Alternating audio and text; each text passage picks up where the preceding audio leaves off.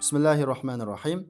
Namazda Sur Fatihani o'qishni unutib qolsa, namozi to'g'ri bo'lamdi. Endi namozda qiroat qilish, ya'ni Qur'ondan xohlagan o'ziga oson keladigan 3 oyatni o'qish namozning farzi. Agar 3 oyatni o'qimagan bo'lsa, namozi ado topmaydi. Ammo Sur Fatiha namozda vojib, ya'ni o'qish kerak bo'lgan, ammo tashlab qolsa gunohkor bo'ladigan, sajda sahvi bilan bu xatolikni o'ngishay oladigan, ammo sajda sahvi qilmasa namozni qayta o'qish kerak bo'lgan. Agar sajda sahvini qilmay namozni qayta o'qimagan bo'lsa, namozi gunohkor bo'lish bilan birga ado topadigan bir muhim ibodat. Shuning uchun namozda imomga iqtido qilmagan holatda o'zi mustaqil o'qigan vaqtida Sur Fatihani o'qimagan bo'lsa, ammo boshqa bir oyatlarni o'qigan bo'lsa, namozi ado topadi. Buni sajda sahvi bilan o'ngishay oladi. Bayatın degandek, sajda sahvi qilmasa, namozi gunohkor bo'lish bilan ado topadi. Ammo namoz shamga o'xshash 3 rakatlik yoki xuftamga o'xshash 4 rakatlik namoz bo'lib qolsa, namozning 1-2 rakatida Sur Fatiha o'qish vojib, ammo 3-4 rakatida Sur Fatiha o'qish sunnat. Shuning uchun 3 yoki 4 rakatida yoki 3-4 2 rakatida Sur Fatihani o'qimagan bo'lsa, sunnatni tashlagan bo'ladi. Namozda sunnat tashlansa, namozningki savobi kamlab ketadi,